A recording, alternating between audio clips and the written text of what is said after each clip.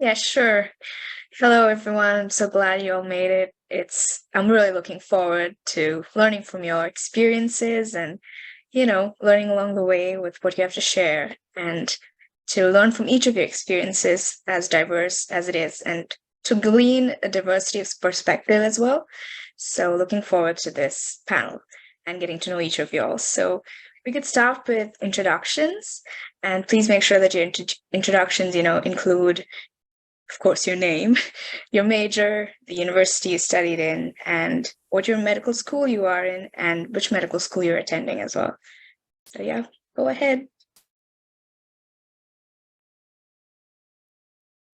Let's start in alphabetical order to make it easy. Alondra? Oh, yeah, sure. Hey everyone, super excited to be here. So my name is Alondra. I went to UC Berkeley and I studied molecular toxicology there, graduated in 2017. And then I took 3 gap years. I did research at UCSF during that time. And then I started medical school at USC in LA in 2020. And now I'm starting my 4th year there.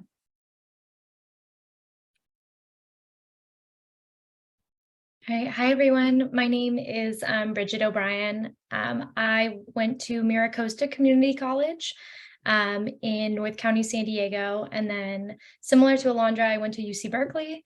I graduated in 2019 and majored in public health. And then I also took 3 gap years working in community health, biotech, and research. And now I am a first-year medical student at Western University in Pomona. Hi everyone. My name is Danny. I'm from Delano, California. It's a small town in the Central Valley. I went to USC for undergrad. I studied human biology there, had a good time.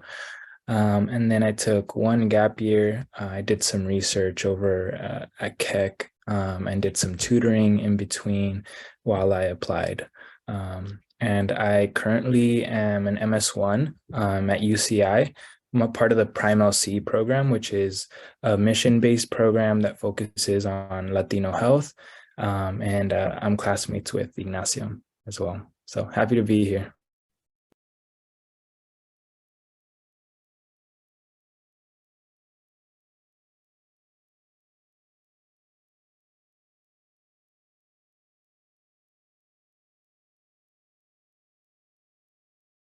Imran, I think it's you, right?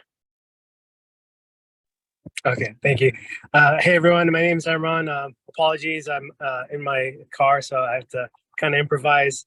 I'm from Irvine. I grew up in Irvine. I went to IVC and then took a few classes at Saddleback before transferring to UCI. I majored in public health sciences. I was involved in research for a few years.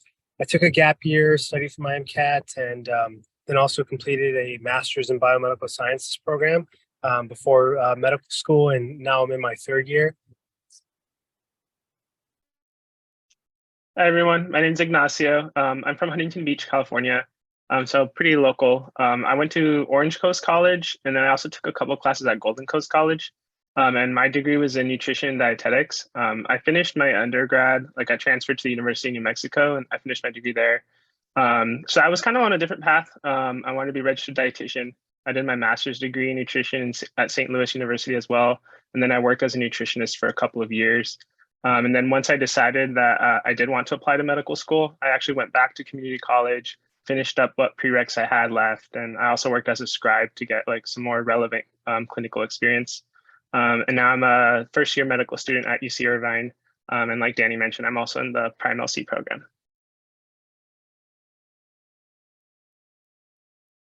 Hi everyone, my name is Sarah. I am from Irvine. I went to IVC and Saddleback as well.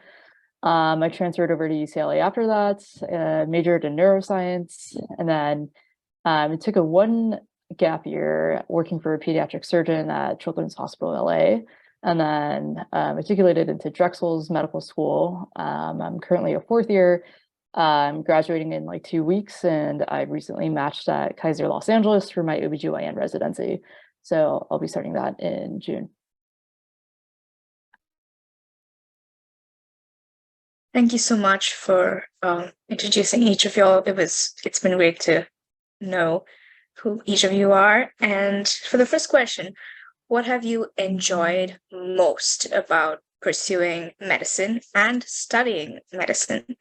And what area of medicine would you like to practice in the future and why? Anybody can go, just interrupt people. It's okay.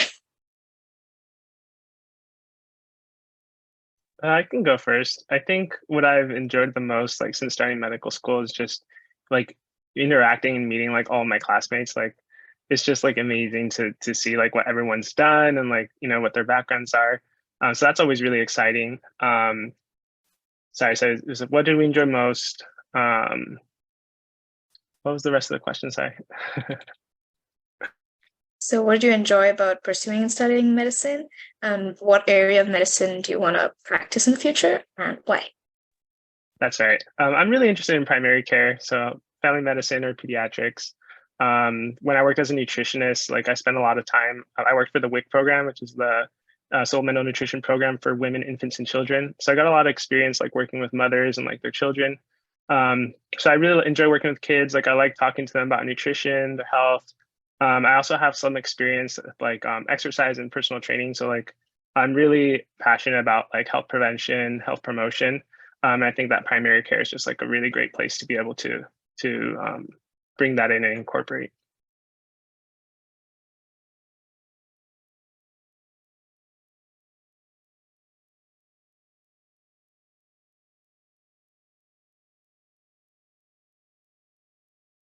Sarah, would you like to go next?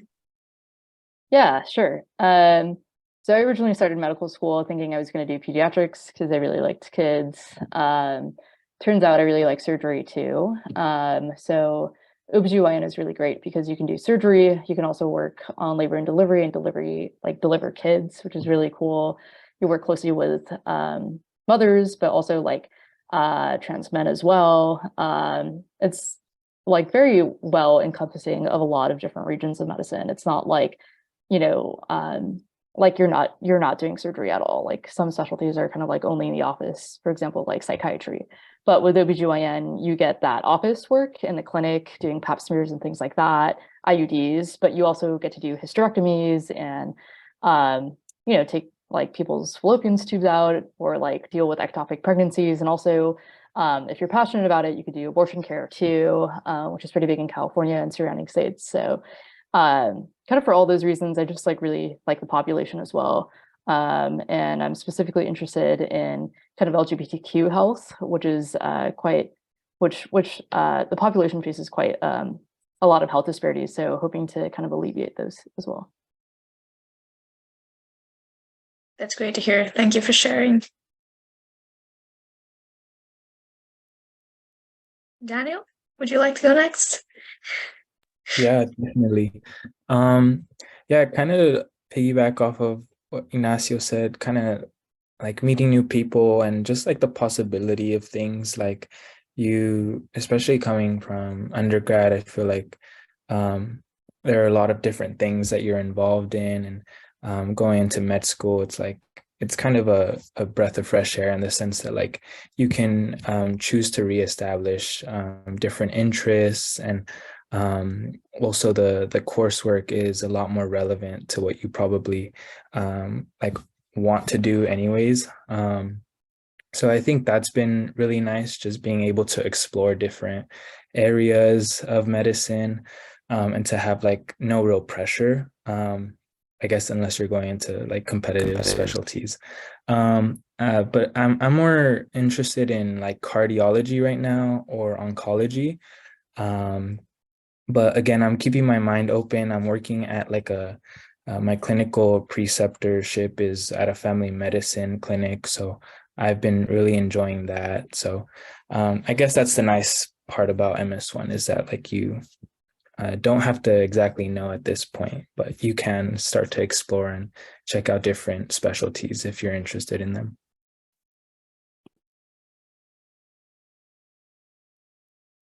Thank you. Thank you for sharing. Anybody wants to go? Or should I pick? I'm happy to go next. So I think what I've really enjoyed about medical school, I think what a lot of these folks have said, but you do learn stuff that's so clinically relevant that I think, maybe gets lost on you in some like undergrad biology courses that maybe feel a little bit slower. But to learn all of the clinical correlations for everything starts to make the field very exciting. And it kind of gets your wheels spinning about what you want to do. Being a first year, I'm not entirely sure what specialty I would like to go into, but my heart's definitely in primary care. So something in family medicine, internal medicine, or pediatrics. So we'll see. Yeah. Like I think Daniel said, the floor is really open to you in your first year, and you can really do a lot of exploring, which is really exciting.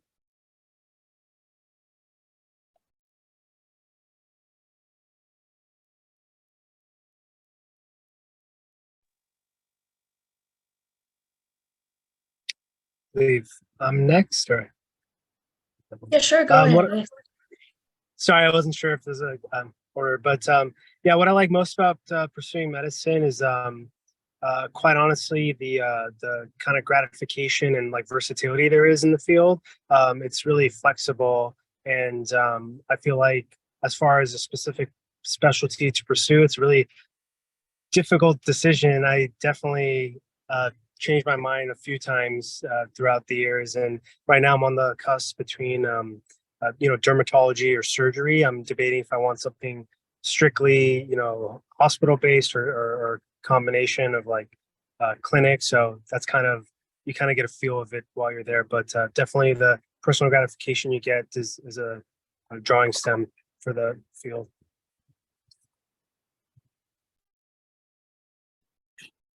So I think for me, what I've liked the most about being in med school, and this is very specific to my school, but because we train at the county hospital in LA, and I just think it's such a wonderful place. I mean, it's the community hospital for everyone in LA County, and so we typically see like the most underserved, a lot of like unhoused patients, and to me, that's exactly what drew me to medicine in the first place. And so just getting the opportunity to like advocate for this community and just have like a direct impact on their life, be with them in like their hardest moments, but then sometimes also their happiest, is really something super special, I think, about being in medicine.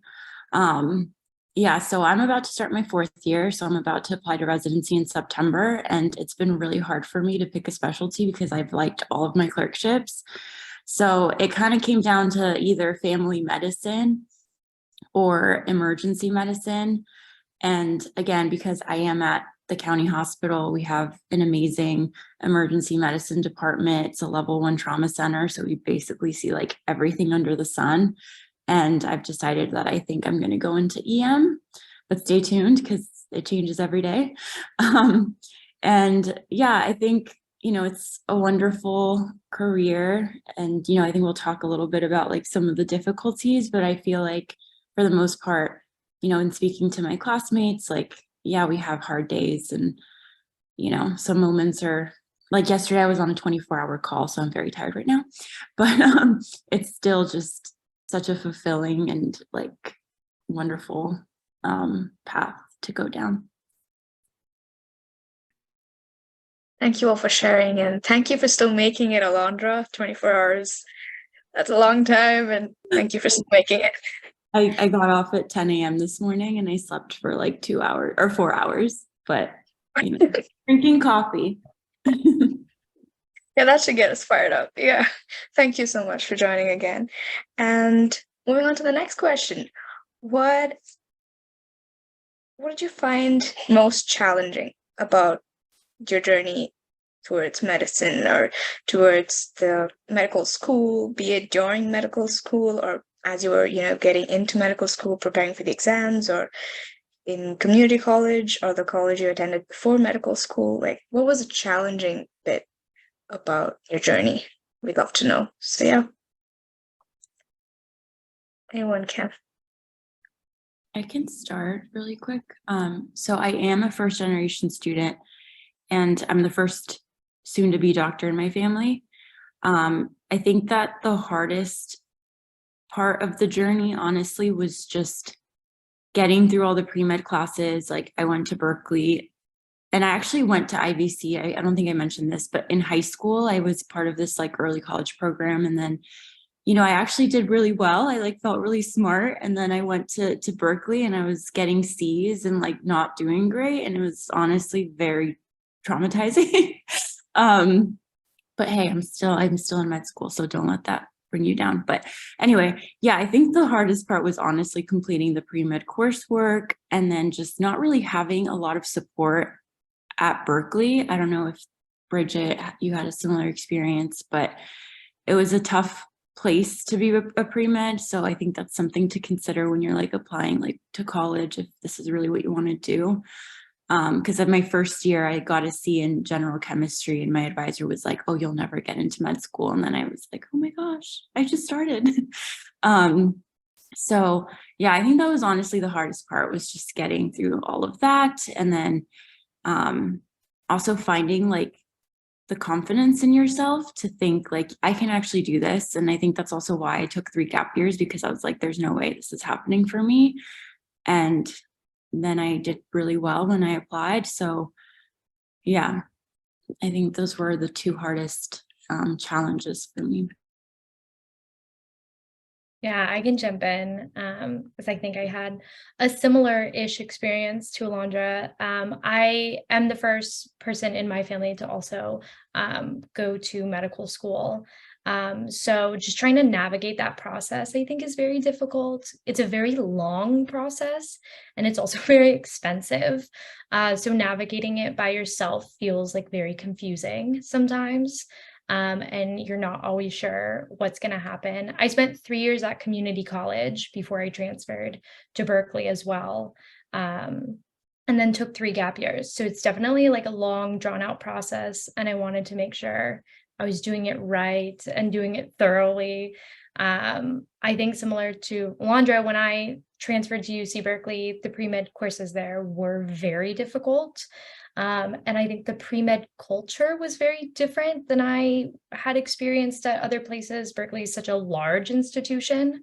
And coming from a community college, sometimes you can feel like a big fish in a small pond, which is nice. And then you kind of go out into the bigger schools and you're like, oh my gosh, everybody is maybe just as ambitious as me, and I'm not doing as well in my coursework as I'm used to, and it can be a little discouraging. So like trying to make smaller communities when you go to big spaces, I think helped me. And I also switched into a public health major, which wasn't maybe on like the microbiome track that a lot of people at Berkeley pre-med did. And it seemed to be a little bit of a less cutthroat environment, I think, in my experience, and I had a lot of support from the public health faculty. So I think like choosing your major wisely, but yeah, definitely getting through the pre-med coursework. I know I personally struggled finding time to and like mastering how to take the MCAT. I thought that was extremely difficult. It's like a very big hurdle to jump over. It takes a ton of time, and if you need to work full time, it's tricky. Like, I won't lie, it's very tricky. Prep coursework is very expensive, and it works for some people and it doesn't for others. So I think really figuring out what you want and taking your time is the best way to go. I studied multiple times for the MCAT, but only decided to take it once. I was studying for it at one point and realized that it was not the right time in my life to take it, and I wasn't setting myself up for success because I was too busy. So I think just making sure that you're at the right point in your life for those pieces to fall into place. But it's challenging, but in my experience, very worth it.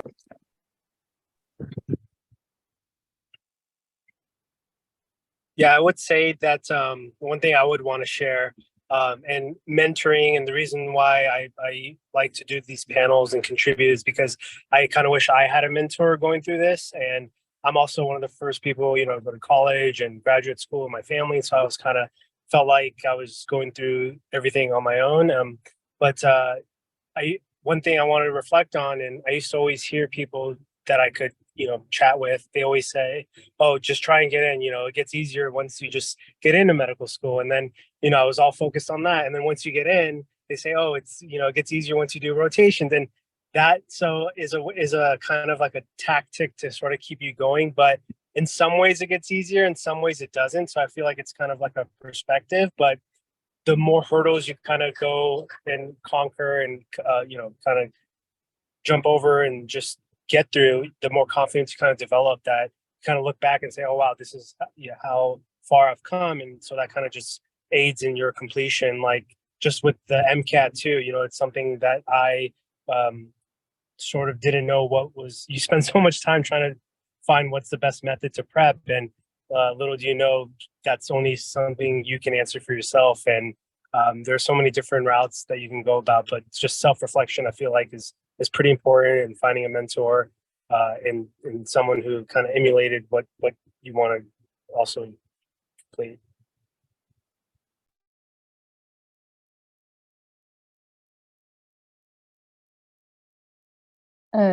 I think also throughout the process, being sort of at the end of med school now, I feel like I could say, like, throughout the entire process, people will try to scare you, and they're going to be like, the MCAT is this huge monster and you're never going to be able to like conquer it.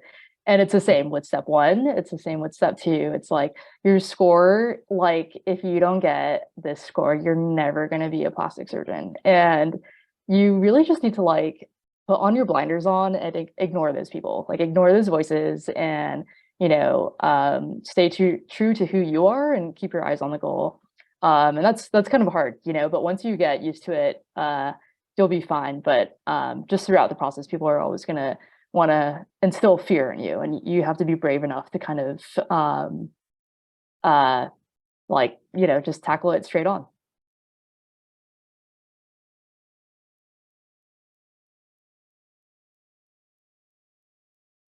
Yeah, I would second pretty much everything that everyone else has said. I think for me though, because I think I was like 6 years out of college when I was getting ready to apply.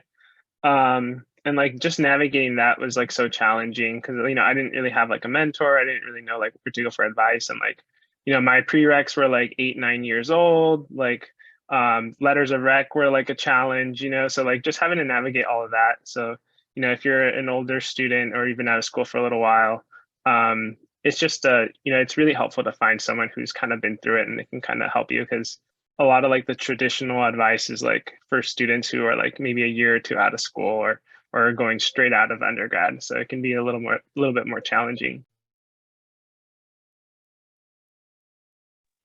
And sorry to chime in. And another thing I think is important, worth noting, when you're in search of a mentor, getting questions from and answers from everyone, is try and find people who are a little more recent and kind of like closer to. If it's someone who graduated med school, let's say 5 years ago, I don't think their advice would be as valuable as someone who is, graduating this year or graduated within the last couple of years, because I feel like things are constantly changing, both with applications, requirements, and what certain programs are looking for. So it's always good to be updated with the latest information.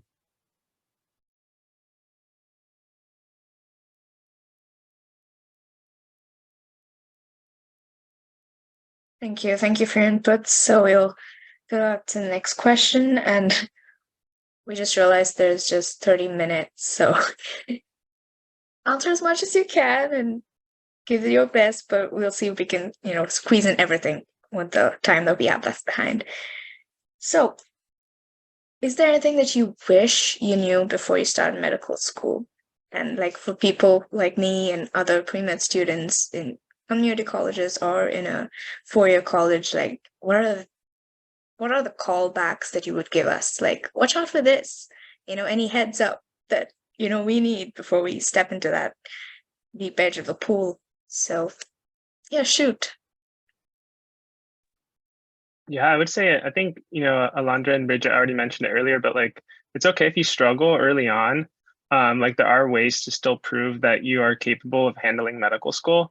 For example, like let's say you really struggle your first year or two, but then you learn how to study, like you're very proactive, and then you do really well like your last 2 years. Like schools will take that into consideration. It's called like looking at your upward trend. Other things that you can do too is like you can do like a post-bac program, whether that's like formal or not. And like these are just ways to show medical school that, like, you know what, like life happened, or I just wasn't ready for college right out of high school. And like you'll still be okay. The thing that sucks about, like, if you do really poorly early on, like your GPA seems like it's always low. But like I mentioned, like they have ways of looking at it. Like they might not even look at your first 2 years, or they might only look at your last couple of credits. So don't get discouraged if like your GPA is low because you did bad like a semester or two, especially if it was early on. Yeah, I cannot emphasize that enough because I didn't do great in undergrad, and I was nervous about starting med school because I thought that I would, struggle or not do as well, but I have done really well, and I just took step 2 and I got a great score. And I think just, I don't know, it's being a pre-med is just maybe like I said earlier, like the worst part of the process, and it does get better, especially once you're in med school and you're learning all the things that you've always wanted to learn. And, I think that's also why it's important to pick a school that like suits like your personality or your interests, like all of that, because my class, like we are just so collaborative and it's not cutthroat, and people are always like sharing different resources with one another. And also the school is very supportive and understanding of like life things that happen. And I don't know, I think it's really important to know before you apply, just get a feel for like what the school is like, what the, vibe and whatever of like all the students is like, because you just need to find a place that's also like nurturing to you. I would really second what Ignacio and Alondra both said. I think 2 things that I wish I had known. Number one, sometimes I think in undergrad classes, there's kind of the mindset of like, oh, I just kind of got to get through this. I don't know if I super understand it, but I got to get through it just so it goes away. And in my experience, all the stuff you keep learning in undergrad always comes back. It comes back for the MCAT, it comes back in medical school. So I would say like, try to just like really enjoy the process of learning, and like try to like really dig in at that early level, because you do yourself so many favors later. So like even if you're spending like way more time on OChem than you wish you were, or like physiology, which is maybe more relevant to medical school, it can feel like, why am I spending so much time just to like maybe get a B+ or an A in this one class? But it just sets you up on such a good foundation so you can like keep being successful. The second thing that I wish I would have like known, or like had someone to tell me, is to constantly just ask myself why I'm doing this. And there's a question in the chat too about internal versus extrinsic like drive to do this. I think you have to always ask yourself why you're doing it. And I know I struggled with feeling like I had set myself up on this path, and now if I didn't do this path, I was failing myself or failing my family or failing my friends, because I had said, hey, I'm going to do this. And then if I didn't do it, oh, now I'm a failure. And I think like if that ever feels like the drive while you're doing it, make sure that you are in it for the right reasons. Don't be in it because you think it'll make your parents proud of you, which I'm sure it will, but don't let that be the reason. Or it will like give you some prestige or like something that you've been looking for. That's not going to do it. You're going to get in this field and be miserable if those are the reasons. I think it really does come from within and from the people that you're able to serve in the communities where you live is like such a blessing. So I think like just really dig deep inside yourself and like ask yourself why you want to do this, and know that that answer might change throughout the course, and it's okay. It's like also very okay to change your mind. And I think I wish I knew that early on, but I'm very, very happy at this path. Yeah, that's something I kind of also relate on. I developed an interest to pursue medicine when my little brother passed away. I was actually at IVC, and so I was like, oh, I want to be a cardiologist because it was, it was due to a heart arrhythmia. But during that experience, and even now as I come closer into making a decision for a specialty, you kind of see that, it's okay to change your mind or have certain interests, but if you want to make sure you're doing this for all the right reasons, because if you're doing it, to make your parents happy or for sake of validation or prestige, I don't think it'll be enough gas in the tank to get you to complete it. But I mean, to each their own. But definitely, and another thing I also want to share is, don't think just because you might be coming from a community college that it's more or less difficult to get into a medical school. I remember thinking that at the time, and it's definitely not something that can hold you back. Yeah, I think just to add to that, I also thought going to community college was kind of like a cloud on my application. But I could tell you, I just finished residency applications and interviews, and a lot of people were impressed that I went to community college and have made it this far. So it's definitely not a cloud on your application. It just proves that you're willing to go from like, you're just willing to put in the work, and you really started from community college, which is like, kind of like where people start. So, as long as you work, I think people are pretty impressed with that. Yeah, just to echo what everyone said as well. Sorry, do we want to move on to the next question? No. Please go on. Yes, Okay. please go. All right. I was just gonna quickly mention that, yeah, definitely, like, if I could, just looking back, like, your time is valuable as well. It's important to like really be passionate about the things that you do outside of the classroom as well. All of us as pre-meds are also super involved, and there's a lot of pressure to like participate in certain activities or do this type of research. But I think it's always important to, like Bridget said, to like also like what you're doing and to enjoy it. Otherwise, you're gonna have a tough time. You're gonna burn out a lot faster. And yeah, don't discount your experiences. Those are like the most important things along this journey.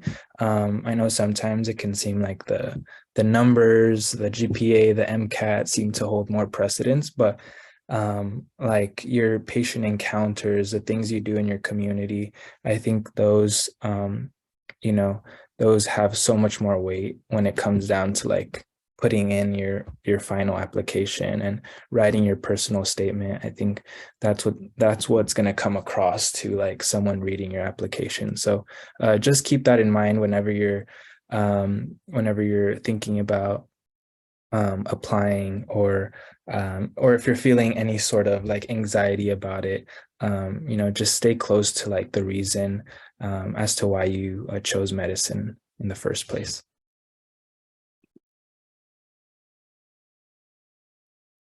Thank you so much for all your inputs. And I also want to take the time to appreciate the way y'all have been even answering questions on the chat. That is so thoughtful. So like even the questions that, we didn't come up with are being answered. So thank you so much. You're really helping out a lot. And we all spoke about the MCAT a lot, and it is I think, elephant in the medical life that we just have to face at one point of time in the journey.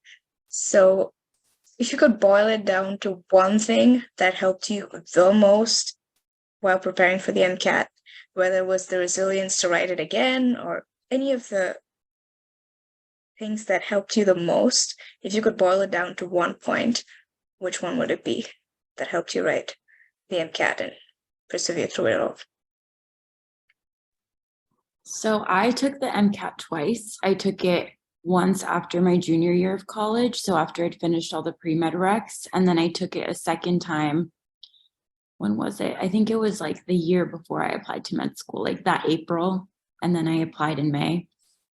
And honestly, the thing that I like, my best piece of advice is if you have to retake it, it's okay. Like, don't freak out like so many people do. And it's not going, it's really not the end of the world. And it's just better to sit down and like be honest with yourself and be like, you know what, I think I can do better, and it might actually help me to do better. So I'm just going to do this again. And it's not a fun experience, but I think that if this is really what you want to do, and you know that this is something that would, help you get to that end goal, then it's okay. Take it again. You will learn from, your previous experience, and it will only get better. So.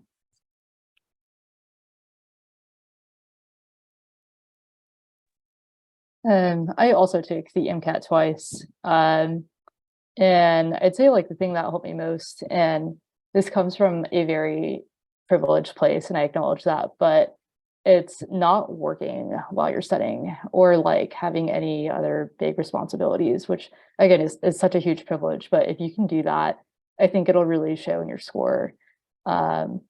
Just like fully focusing on studying like 8 a.m. to 9 p.m. every day for like, however long it needs to be.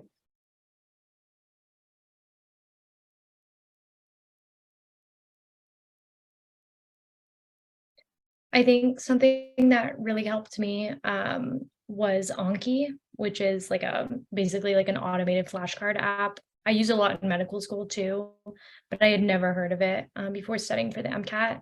So that's a great resource. It's also a free resource. So I would say that.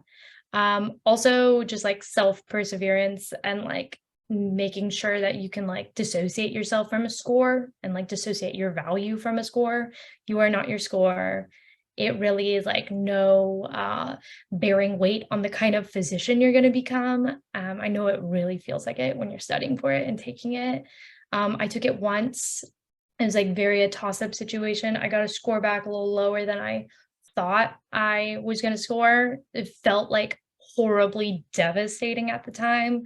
And I got into med school fine and very early, and it was great. So just don't think of it as like the only deciding factor on your application too. It's all going to be okay. I promise.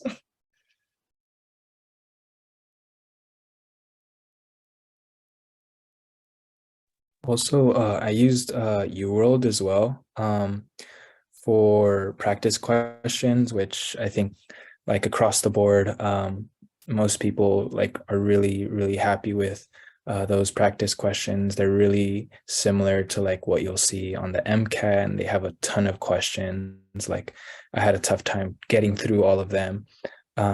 So it's just a really great resource to have. And then I also did a bit of Anki. If I could go back, I was like making my own for a minute, and it was taking me so long.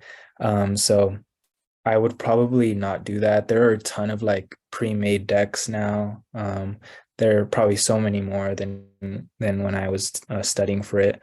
But I would typically like look on Reddit, and there are people that like post them, and it saves you a ton of time, and you can kind of like you can just go onto Anki and do flashcards whenever you have the time, or if you're structuring your study schedule to have like a certain hour for Anki, it's super, super helpful.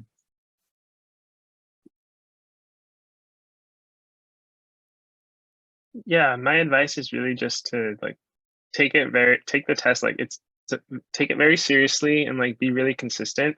That's where like Anki helps, because it's something that you have to kind of do every day. So like the MCAT isn't a test that you can kind of just decide, oh, I'm going to take it next week, or I'm just going to review some books for a little bit. Like you need to review the material, you need to do practice problems, you need to do practice tests. And I'd say that probably like the best thing that you can use to like prepare is the official AAMC materials. So a lot of people will like save that towards the end of their studying, because it's like most representative of what the tests look like. So if you can get your hands on like other materials to kind of like prepare and study beforehand, and then use those materials like towards the end, that's what I'd recommend. But like kind of like everyone's been mentioning, like you really have to dedicate a lot of time. If you are able to like, not work, or maybe drop down to working part-time, kind of depends on where you're at. If you're an undergrad, it's gonna be a little bit more challenging, but if you're maybe in a gap year where you can work part-time or not work at all for a couple months, like that's really helpful.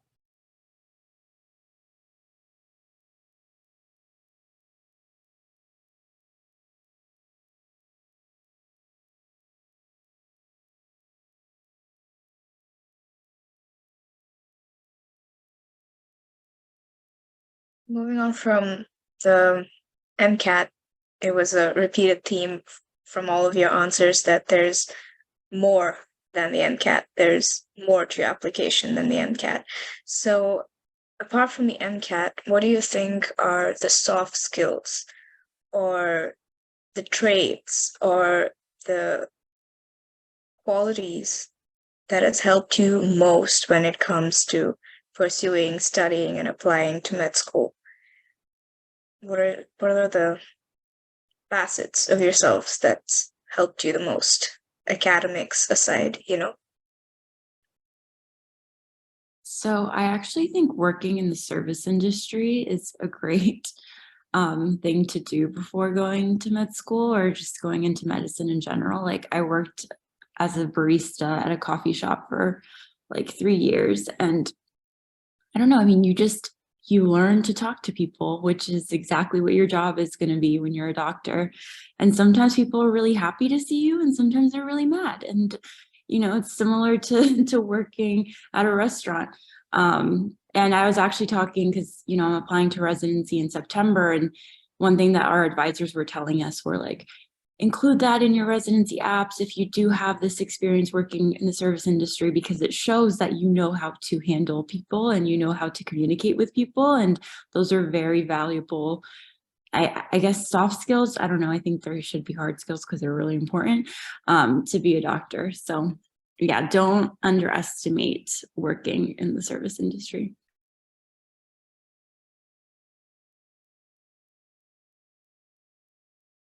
I couldn't agree with, oh, sorry, Sarah. Oh, no, it's okay. I couldn't agree with Alondra more. I think working in the service industry was like the game changer. I feel like I could walk into a lot of patient encounters, literally from being a barista, because you see some crazy stuff sometimes. And working in the restaurant industry, where people aren't always very nice to you and you got to just kind of keep going. So I think that is an amazing thing. I also think having a lot of like flexibility and adaptability will like save you a lot of heartache, and just not trying to be so married or rigid with things, being really willing to like change your like study habits, change your methods, change your outlooks like on a moment's notice, I think is like really the key to success in medical school. Because if you dig your heels in just for principle, like you're just not going to get far. You really do have to be willing and open to change, receive feedback, change your schedule. Yeah.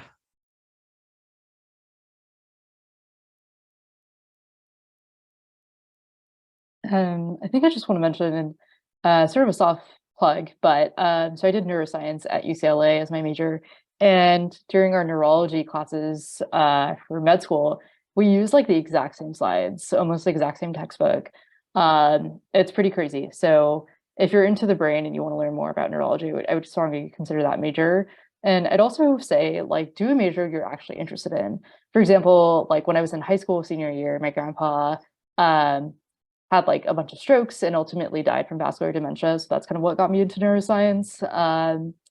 And I'm becoming an OBGYN, which is very different from neuroscience, but the journey continues, and just do something you're passionate about. You don't want to just like study like, I don't know, neuroscience just because it sounds hard or something. You can even do like English. Like I have classmates that have majored in like English or history. All of it's valuable because like Alondra and Bridget said, like you're talking to people at the end of the day. So yeah.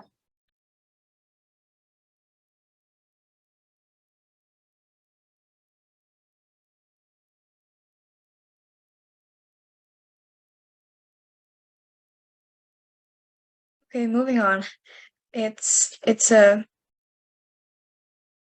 There's research and it's also studies that have recently come to light, and there have been protests in the past as well about the fact that medical professionals, they seem to have a higher suicide rate, and there isn't enough structures in place to take care of their mental health and so on. So I'm not going to pretend that it only hits you when you're a doctor. I'm pretty sure it also hits you when you're going through medical school and to medical school. So, how did you tend to your mental health as well as your physical health as you were preparing for the MCATs, studying for medical school, and even once you got to medical school and through medical school? This is such a great topic, and I have a lot of thoughts. But yeah, med school is just hard. It's very time consuming. There are a lot of personal sacrifices that go into it. You can't always make every, family celebration. You can't always celebrate every anniversary with your partner. There's just so many things that you have to sometimes miss out on, in addition to just being tired from studying all day. And I think that at least from what I've experienced in medical school, people are talking about this more. And I have so many classmates that have started, SSRIs or, any sort of medication to help with their mental health. And for me personally, therapy has been a huge thing in my toolbox. That's honestly the best place for me to just kind of recalibrate. And a lot of schools offer therapy services, or at least you're able to get it for a discounted price. So I think that's something to definitely look into when you're applying to med school, is how much the school prioritizes their students' wellness. And yeah, it's really sad. There have been suicides at my school since I've been a medical student. And I think that the best thing that we can do is to just talk about these things, and just, we don't have to pretend that everything is easy, because it's not. And yeah, I think it's really great that people are just more aware and more open, and it's just less taboo to bring up these topics in conversation.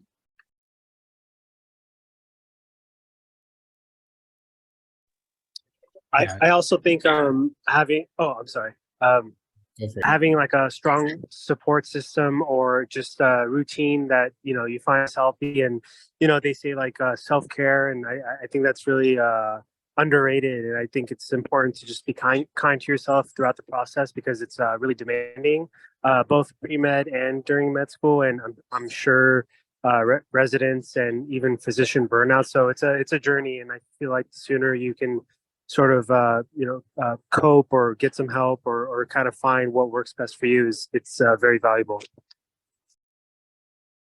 Yeah, I also feel really strongly about this topic. I think something that's glorified as a pre-med, or even in med school, is this nonstop grind, or not sleeping. I try to sleep 8 to 9 hours a night. I don't function well without it. I'm putting so much information in my brain every day that it's I'm doing myself a detriment if I'm not sleeping that much, to be honest. I do a lot better when I sleep a lot more. And it helps me maintain my cool. But since starting medical school, I think Alondra plugged therapy. Can't recommend it more. My school offered free therapy sessions. And that was super helpful. Something I hadn't considered either before starting school. Meditation has also been a game changer. And I also do things that make me happy, and I don't feel guilty about them. So I start new hobbies. I started rock climbing in medical school. And I also love to cook and make sure that I'm feeding my body really well through this process. So it's hard. And lastly, I would say while you're checking in on yourself, check in on your colleagues and your classmates. I think that's the biggest thing I can say, is just check in, be a good friend, be a listening ear, because you never know when somebody really needs that. Daniel, you were saying? Oh yeah. I was gonna just say that most med school curriculums are also pass, no pass.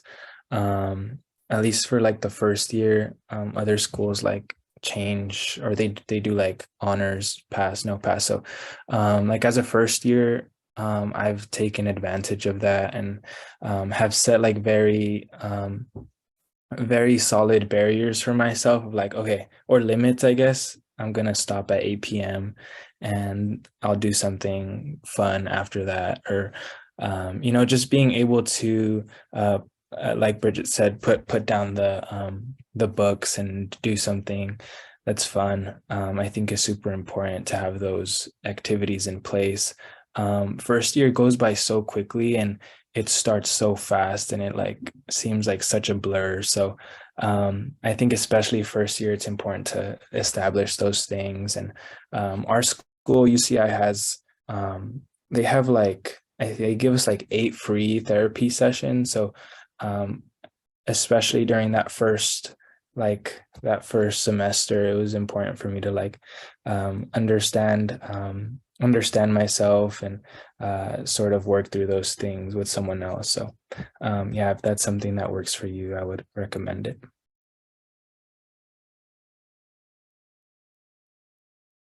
Thank you for all your input and even, answering questions through the chat on the fly and helping out all the students who are attending. So to close up, what would be your advice to community college students who are in the midst of, pursuing medicine, for starting out in a 2-year college and then planning to transfer soon, and the whole journey about, the uncertainties, the confusion, the outside noise, and all of that? What would your advice be, being people who've walked these roads before us? What would you advise us to do? And also, you can, call up questions that you feel like answering from the chat, that if it connects, most probably it will, because community college students are asking those questions. So feel free to pick up any question that, you is pertaining to your answer. You can do that as well. So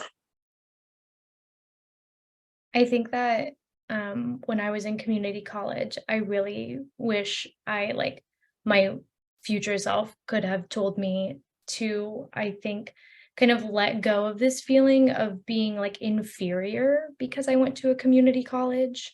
I don't know if like that's a shared experience, but it's definitely something I struggled with, thinking that I could pursue a path like this because this is the way I was starting that path.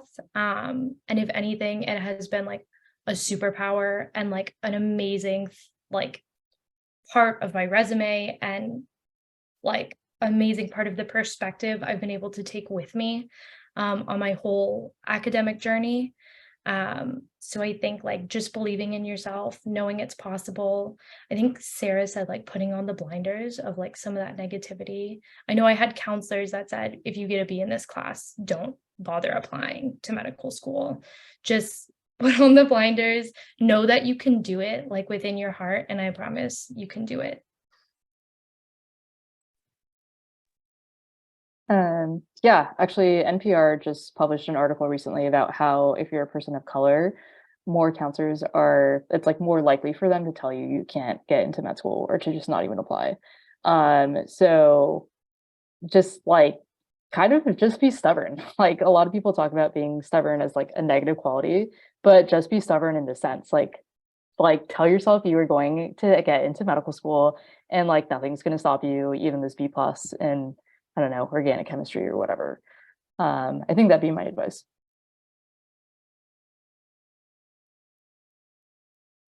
I think also reaching out to people that have done this before you. I don't know if they're going to share contact information with all of you, but I think all of us would be happy to talk to you about, just more specific things. But yeah, like hopefully you guys have good counselors. It seems like you do because of this awesome conference. But yeah, just finding people who are in your corner and are there to help you and want to see you succeed.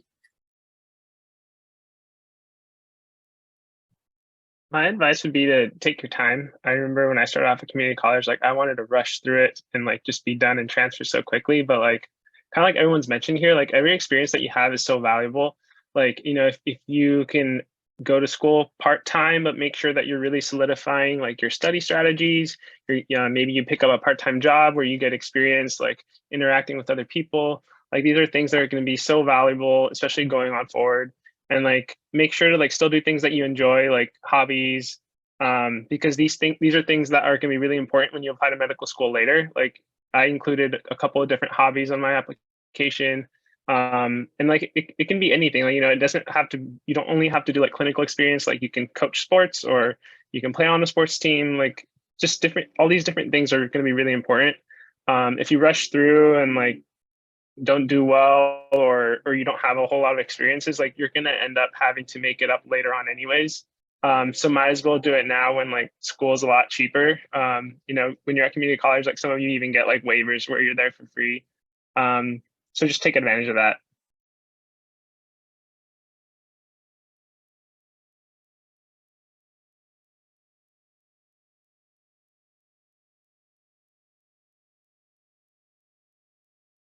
Yeah, I just add like again, like don't be afraid to ask for help.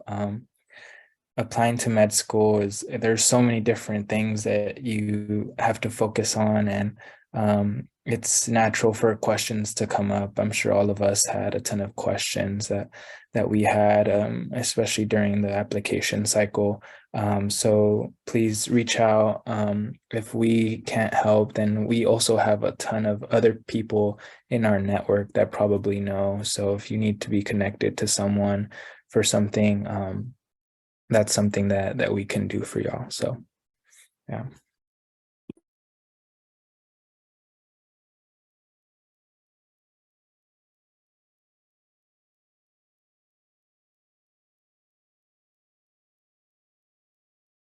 That's all the questions I have for you all today. And thank you. Thank you for answering all of that and going into such detail. And also, again, cannot thank you enough for answering the questions that we had in tables that just came in while we were, discussing and talking. So thank you for all the insight.